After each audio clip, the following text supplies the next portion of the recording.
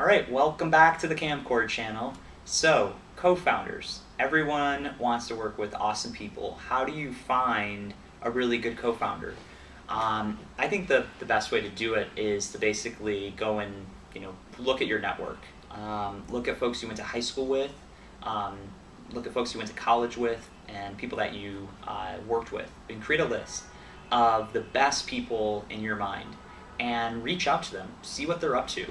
And the hardest part sometimes with finding a co-founder is aligning your schedules. One of the biggest things is timing. And that's something that, sort of beyond your control, where everyone is in their phase of their career and their life for when they want to start a company. Really take a step back and go, when do I want to leave?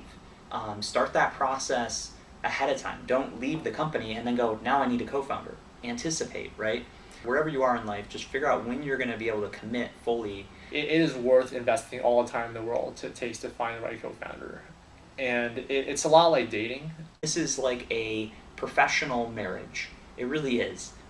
You are getting hitched at least for the next 3 to 5 years, maybe longer. If you can't have a good working relationship with that person, don't work with them. Just work with smart people that you really like, and then good things will come. One thing that I hear that people talk a lot about when finding co-founders is that they have these strengths and these weaknesses, and they want to find someone who complements their weaknesses well, which is a great concept. But I think a lot of times people over-optimize for that and don't work with really smart people because they're too similar to them. And in our case, Matt, Kevin, and I, all three of us have computer science degrees from MIT. In some ways, we're all very similar. But if you actually look at it at a slightly deeper level, we have differing backgrounds. Matt worked at Google for 4 years. I worked at 2 startups for 4 years, and I brought a lot of the startup experience.